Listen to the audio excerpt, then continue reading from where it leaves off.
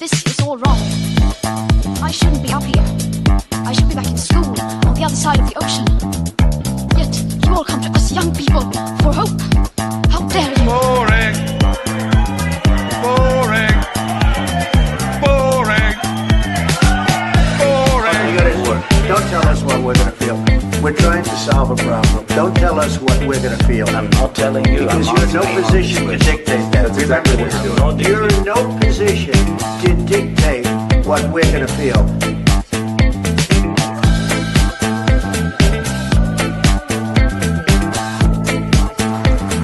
I call again for an immediate ceasefire in Gaza, the return of the sausages, the hostages. Welcome to another edition of Lembit Öpik Live here on unprecedented.tv, the home of free speech, where we find the facts, kill the spin, and tell it like it is as best we can. We express our opinions, but we never dress them up as facts. Coming up today, we have an interesting conversation. Is there a climate crisis? That's a question that the mainstream media doesn't want to answer because they have answered it. The science is settled, or so they say. Apparently, there is no climate crisis. I disagree. They think that there is a climate crisis. I disagree. There we are. That's how indoctrinated I am. The fact is that climate has always changed. And we just live with that. We ride the waves like we go to the beach, and the waves are big and small. Sometimes you get soaked, sometimes you don't. That's my opinion. But let's see if I can convince you. As far as I'm concerned, there's a problem here.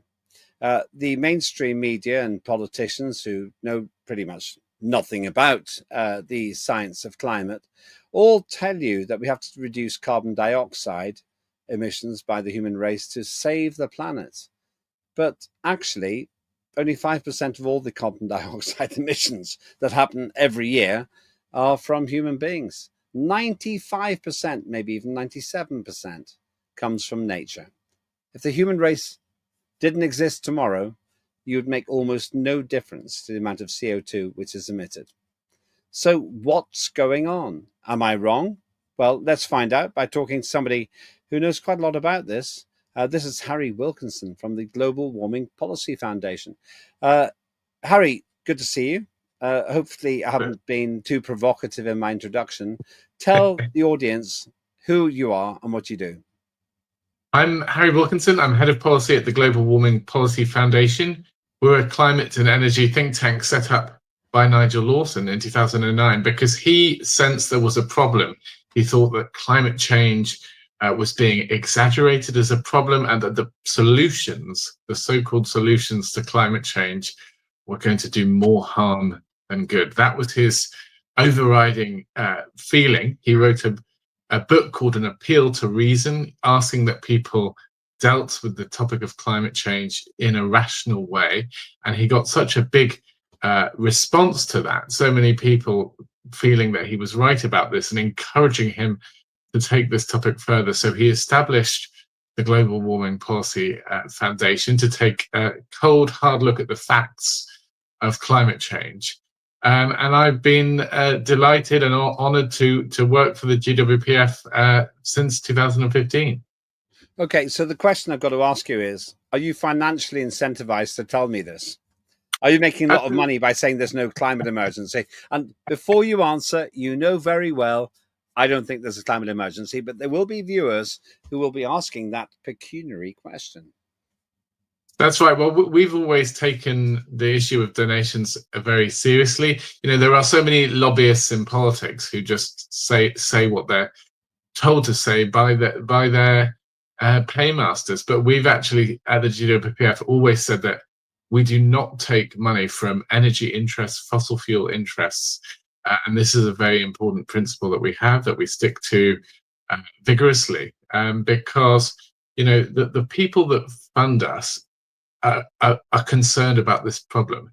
They're not gaining anything financially from supporting our charity, but what they do have is a serious concern about the damage that net zero and climate change policies are doing to this country. That's why they fund us, because they think there needs to be a light shined on these problems, and we need to get Britain and of course the world off of this really dangerous agenda, which has already done so much harm. It's interesting because in my introduction I said that there is a climate crisis. Maybe it's because I'm surrounded by that kind of terminology. I'd like to think, some scientific understanding of this, and it's quite obvious to me that there isn't. But the pressure, the social pressure, the political pressure to say that we're in a climate emergency causes everybody to use slightly different terminology. I meet people in politics who say, off the record, Lembit, I know there's no climate crisis, but I can't say that in public. So the first of four very big questions I want to ask you, Harry, is this. What's driving this almost universal acceptance in the Western media, in Western politics, that there is a climate crisis? Well, it's fascinating how the language around climate change has evolved over time.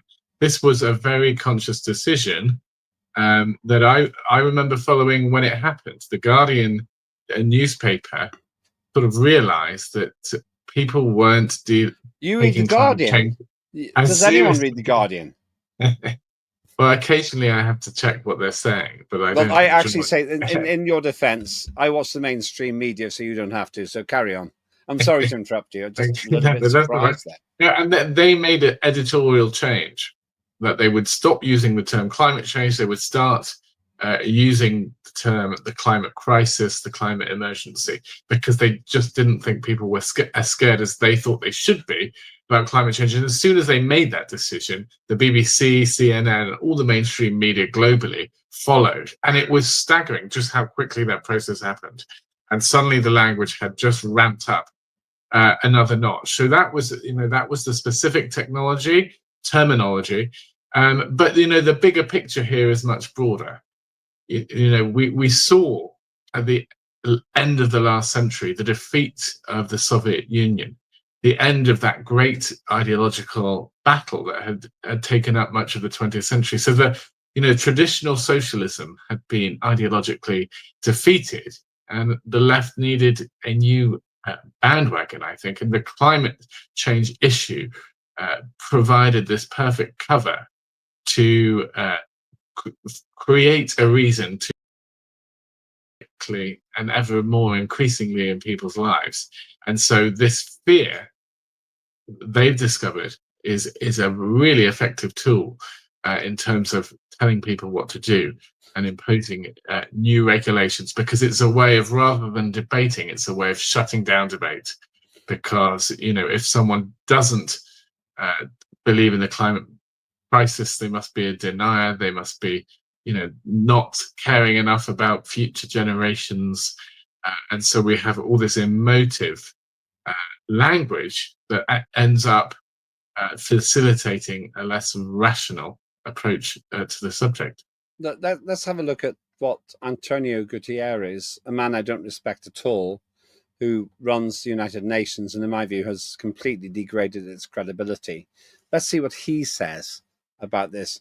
And you'll notice that in the part I'm playing you, this is the opening speech in the Climate Action Summit with world leaders apparently on this. This opening speech seems to be full of waffle. I don't want to be too rude about him, but see what you think about this, and we'll talk about this in a moment. President Aliyev, I thank you, the COP President Mukhtar Babayev, and the government of Azerbaijan for your welcome and hospitality. The presidents can count on our full cooperation in your efforts to achieve the successful COP we all need. Excellencies and friends, the sound you hear is the ticking clock. We are in the final countdown to limit global temperature rise to 1.5 degrees Celsius. And time is not on our side. Exhibit A 2024, with the hottest day on record and the hottest months on record, this is almost certain to be the hottest year on record. and a masterclass in climate destruction.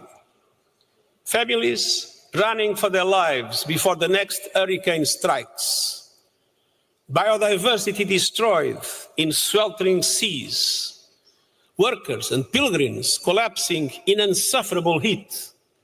Floods tearing through communities and tearing down infrastructure.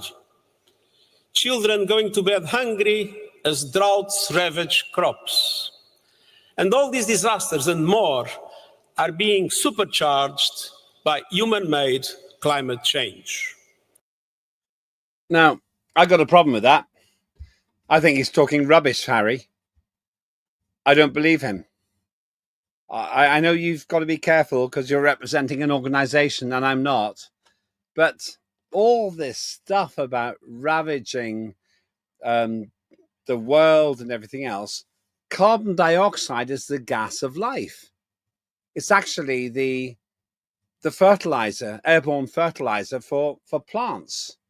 And we know the world's got greener because there is more carbon dioxide in the atmosphere. We'll talk about why in a moment. What do you make of what he said there? Now, I don't want you to compromise yourself with your organization. I know that you're quite careful. But when he uses such emotive language, does that help anybody? It doesn't. This was a tidal wave of misinformation that we heard from Antonio Guterres. And it's so tragic because it's such a misleading picture of what's happening. You know, extreme weather, tidal waves, droughts, hurricanes, all of these things that he mentioned are actually becoming less impactful on humanity. You know, the message and the history of how humans have dealt with extreme weather, dealt with the climate, has been one of struggle. You know, cavemen battled against the climate to survive, and it was a battle that they often lost. You know, people in the past have died in proportionately much greater numbers from extreme weather events. The climate and nature is a powerful force that has taken many lives. But the good news is that we've never been less likely to be affected by these disasters. When you look at a rising global population and you see the numbers of people who are affected by these disasters, it's come down over 98% in absolute terms, over 95. Let me just be clear about this. You're saying that fewer people are dying from climate events, not more, because Antonio Guterres, the Supremo of the United Nations, is saying the opposite, Harry. That's right. And he's completely wrong about this. There's very good data on a number of people dying in extreme weather events, and it's going down. And it's going down in both absolute and relative terms by over 95%. So people are much safer than they've ever been before. And of course, we have to, when we look at CO2, as you alluded to, you know, people have to look at the benefits, both of CO2 directly, as you say, the fertilization effect. We are seeing improved agricultural yields from that, but also the benefits of what's causing at least the anthropogenic CO2 emissions, the fossil fuels themselves. So explain the word. Sorry to interrupt you. Explain the word anthropogenic, please. So those are human-caused emissions. You know, as you referred to earlier, that's about 3% of CO2 so emissions. Anthropogenic means human-caused. That's what I'm saying. Human-caused emissions. That's right. But of course, you know, it's worth pointing out it is these human-caused emissions which is raising the concentration of CO2 in the atmosphere. However, all of those emissions are having a very positive effect because they're allowing us to live the lifestyles that we lead. They're heating our homes. I don't agree with you. They're driving our car. Sorry, I'm actually going to. Sorry, I interrupted you, but I don't agree with you on that. I think that human beings are making a minuscule additional contribution because 95% of all the emissions of carbon dioxide are from nature. I don't want to get too technical because I don't want everyone to switch off. But maybe we can have that argument another time. Well, I mean, what scientists look at is they can see a certain footprint of what is a anthropogenic CO2 molecule.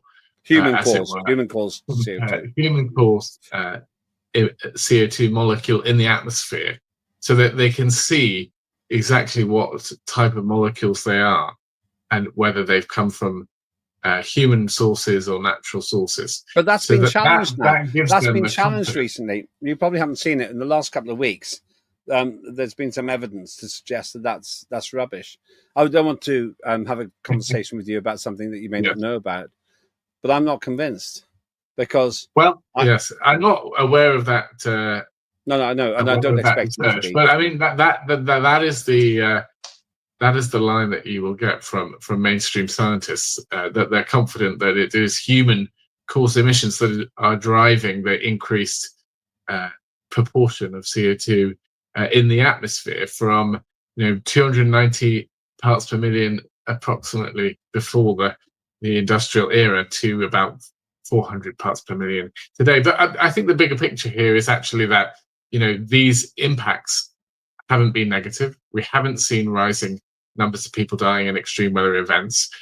And the fossil fuel powered industrial growth that we've seen has transformed the world to one of prosperity compared to just 100 years ago. The world quite absolutely would not be able to support as many individuals as it does today without fossil fuels, both in terms of all those industrial uses of CO2, but also in agriculture. We wouldn't be able to grow the food that we all eat without nitrogen fertilizers that come from fossil fuel processes. So, these emissions are absolutely essential to our way of life. They have enormous benefits. They keep us alive in the first place. And people are obsessing relentlessly about the disadvantages. And not looking at the benefits. One person who would obsess, in my view, about this is Antonio Gutierrez. Let me share with you a slightly later part of his speech. This is not edifying, in my view, from any scientific angle. Just have a listen to this. Justice in the renewables revolution through a panel on critical energy transition minerals.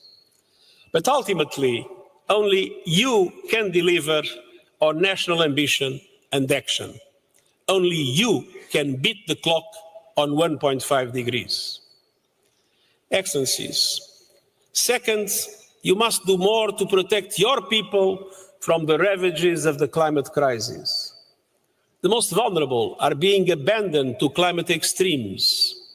The gap between adaptation needs and finance could reach up to $359 billion a year by 2030. And these missing dollars are not abstractions on a balance sheet. They are lives taken, harvests lost, and development denied.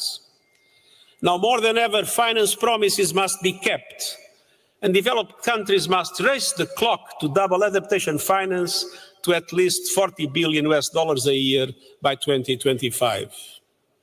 Adaptation investments can transform economies, driving progress across the Sustainable Development Goals.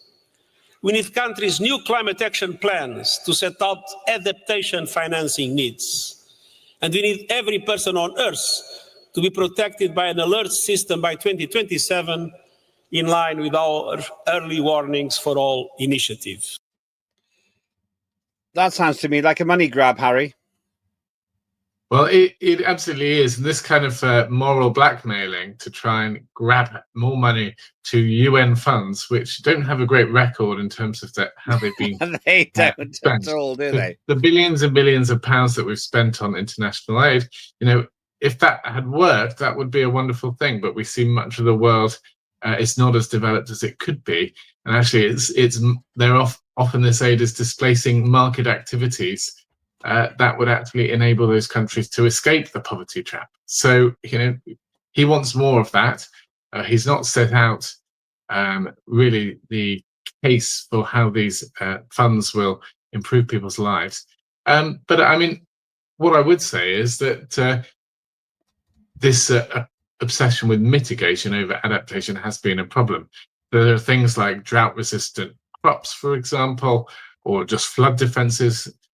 These can be positive investments, but of course we have to respect the democracy of various countries to implement those policies. We don't need an international body. But what's the point in doing it if it's rubbish? What's the point of doing it if it's rubbish? Antonio Gutierrez, in my view, doesn't have the first idea about this. Now, don't switch off in the next 30 seconds, dear viewer. But let me tell you something about logarithmic forcing. The more CO2 you put into the atmosphere, the less effect it has. That's just a fact. So it's like putting too much salt in your food. You can put more on, it won't change the taste. It'll just make it worse, but it won't change your food really. In the same way, the more CO2 you put in, it might make it a little bit warmer, but eventually it just kind of flats out. Harry, the problem we've got here is we've got intellectually ignorant people, scientifically illiterate people telling us to spend trillions of pounds or dollars to stop CO2 going into the atmosphere when it feeds the world. Now, I don't really want to push you too hard on this, but surely we've just got to put a stop to this. That's right. Yeah, and scientists wouldn't disagree that you have these declining returns as you increase CO2 in the atmosphere. The question is whether that doubling of CO2 generates 1 degree of warming, or does it generate 4 degrees of warming? But there's increasing accuracy, increasing developments with climate sensitivity estimates that are in a narrower range, and those sort of catastrophic warnings around 4 degrees Celsius or more warming in the next 100 years.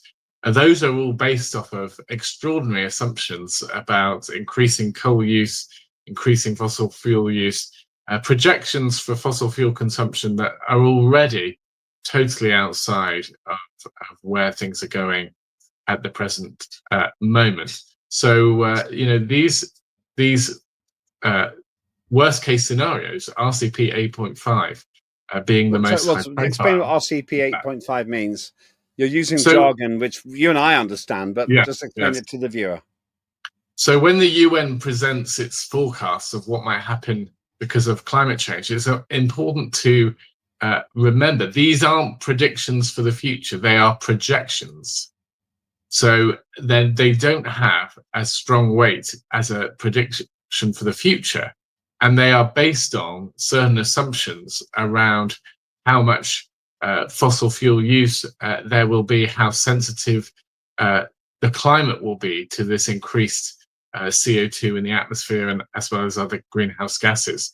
So RCP 8.5 is the worst case scenario. It assumes that the climate will be as sensitive as possible, and also that emissions from human activities will be as high as possible compared to the other scenarios. So this is a worst case scenario. It doesn't represent an estimate of what might happen, but it's being used time and time again in scientific studies, almost as if that is what is going to happen. So we hear headlines about what climate change will mean in the future as if it's a done deal unless we change our ways, when actually it represents an outline.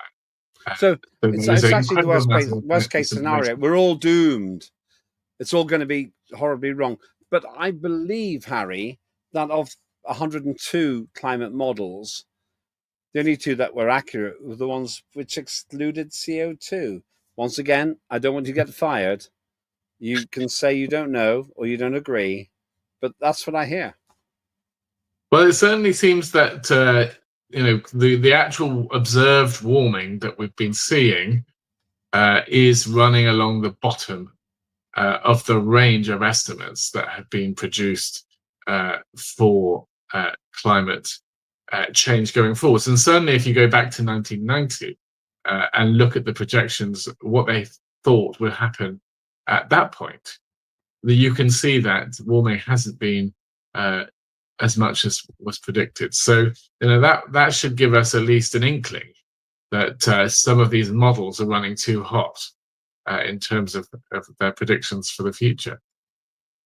But when it comes down to it, we've got geniuses like Greta Thunberg, and I never fail to enjoy sharing her speech from the United Nations. Let's remember, this has been slightly enhanced. Some will say this is patronizing. But let's remember what she said at the UN. This is all wrong. I shouldn't be up here. I should be back in school on the other side of the ocean. Yet you all come to us young people for hope. How dare you? You have stolen my dreams and my childhood with your empty words, and yet I'm one of the lucky ones. People are suffering, people are dying, entire ecosystems are collapsing. We are in the beginning of a mass extinction, and all you can talk about is money and fairy tales of eternal economic growth. How dare you? Now, I'm slightly embarrassed by the fact that we played the Benny Hill music there, but I'm more embarrassed by the fact that she was applauded. She left school early. She didn't go to university. And she was the doyen of those who say there's a climate emergency. Harry, tell me, why does somebody who has no qualification, whatever, in climatology, and I don't believe ever had any real intention of going to university to study it, why was she one of the people who sparked this entire global agenda? Was she just a patsy for bigger forces? I think so. People have always loved a sort of child martyr. You think back to the Children's Crusade and various sort of child figures in the past, and you think, people love putting forward this almost innocent victim, someone who's beyond criticism, but yet with an uncompromising, unyielding, and very powerful message, albeit the one that is incredibly dangerous. What she's saying is fundamentally wrong, because there's no science in it. I mean, and just those her last words about economic growth. Economic growth is what's going to save people in the developing world, primarily, who are living far shorter lives than they should be leading. Your number one thing that determines whether you'll be sensitive to dying in a flood or a hurricane or a drought or these extreme weather events is whether you live in a rich or poor country. Those people in poor countries are much more likely to be killed, and what's holding them back is their corrupt governments. This is another thing which is so dangerous about what the UN climate scaremongers are doing. They're giving the corrupt leaders of these countries, they're letting them off the hook. Their corruption needs to be challenged. Their corruption is holding their countries back. The corruption of the aid that's being misused, that's being given to them by the UN and others. This is the travesty that is holding people's standard of living down, that is actually killing people because they're far more vulnerable to the climate and to a whole range of other factors. So, this is hugely misleading. Economic growth is what people need. It will be the salvation. It will be what gives them the rights and freedoms that we enjoy here in the UK. And then the last thing to say is on intergenerational fairness. One of the messages that Greta Thunberg likes to parrot is that this is all about, being fair to the future generations who are going to be more affected by climate change. However, we can spin this on its head. The reality is that generations of the future will be much wealthier on current trends than people today. We are sacrificing poor people today, vulnerable people today, by giving up on economic growth for future generations who will be much richer than us and don't need protection from an emergency that isn't happening. Let me therefore share with you the person who will save us from this fake climate emergency. Here's a speech by, hopefully I can find it, or the team can. Just can you line up the Ed Miliband clip? Ed Miliband, the man responsible for stopping the climate emergency. Here's one of the most embarrassing speeches I've ever seen, courtesy of The Independent, by the way. Thank you, Independent, for letting us use this. and I might not be able to do it. Hang on. Let's just see. But they'll get that sorted out. They've got a problem in the back room there. But Ed Miliband is absolutely convinced that there's a climate emergency. Is he right? Absolutely not. Ed Miliband is one of the most dangerous people in the country today. Unfortunately, he wants to take away people's right to drive the car that they want to drive, their right to heat the house in the way that they want to heat their home, and he wants to make flying more expensive for everybody. He wants to force energy efficiency regulations on buildings, pushing up the cost of rent. The view of the world that he has is one that the state plans everything, and he blithely agrees to all these 5-year plans, but from the Climate Change Committee, which is the sinister body that completely unelected, but it nevertheless has an enormous amount of influence, and it sets 5-year plans going all the way to 2050 about how different technologies should be used going into the future. If we thought 5-year plans under communism was crazy, we're trying something vastly more ambitious, which is 5-year plans, running all the way for the next 30 years. And it's preposterous to think that state planners can predict the future in that way. We're already seeing this extraordinary AI revolution transform most sensible forecasters' views about how much energy we might need in the future. So the idea that the CCC's prediction, back What's in CCC? So this is the Committee on Climate Change, and Britain actually created this committee when it brought about the Climate Change Act, when Parliament agreed initially to reduce emissions by 80% by 2050. And that piece of legislation also brought about the Climate Change Committee, which legally has to be consulted by Parliament on the setting of these 5-year plans known as carbon budgets. And Parliament very rarely challenges anything that the Climate Change Committee proposes. The Climate Change Committee initially said, we think it should be net zero now, 100% reduction, rather than the initial 80% reduction. Theresa May, instantly accepted that and tried to make that her legacy. So, this is a body of highly motivated climate change alarmists who have been given extraordinary power, but are totally unaccountable, beholden to no one. Parliament rarely questions what they're saying, and yet uses the bogus evidence that it produces to justify a lot of what they're doing. We're almost out of time, but let me just share with you Ed Miliband's speech from some years ago in front of wind turbines, which pretty much summarizes, and here's an opinion coming along, not a fact, but summarizes why he's not qualified to do the job that I think he's being paid to do. Watch this. The answer, my friend, is blowing in the wind. The answer is blowing in the wind. So here I am on the latest stage of my GB Energy Tour, and I'm near Mansfield at the Lyndhurst Wind Farm. Now, these turbines behind me provide power for 5,000 homes. They were built in 2010. But here's the bad news. Since 2015 in England, only 3 of these type of wind farms have been built and are up and running. Now, that effective ban introduced by the government has raised people's bills for every family in Britain by £160. And the worst news is this. The new Energy Secretary, Grant Shapps, he says these are an eyesore. Come on, Grant. What are you thinking of? The answer is blowing in the wind.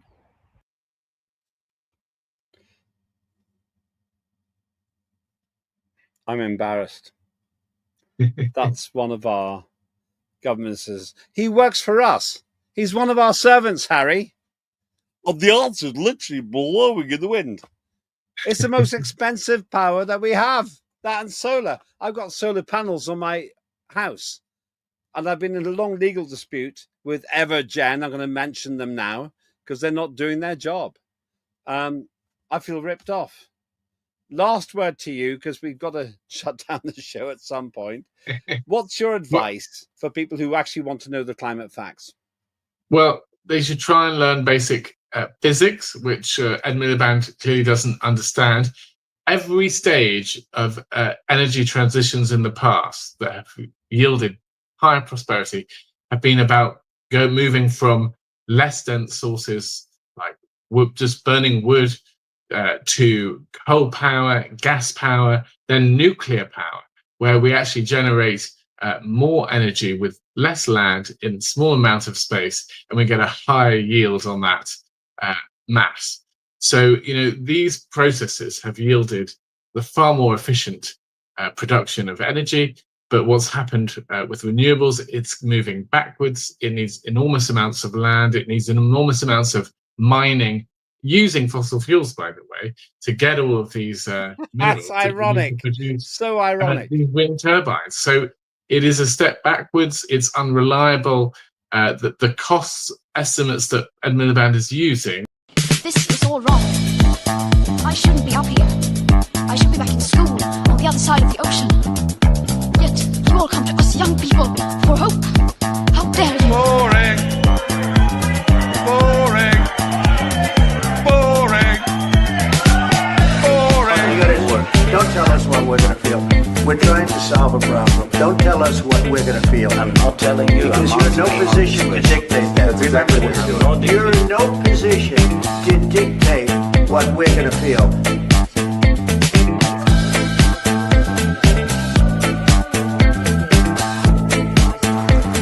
I call again for an immediate ceasefire in Gaza, the return of the sausages, the hostages,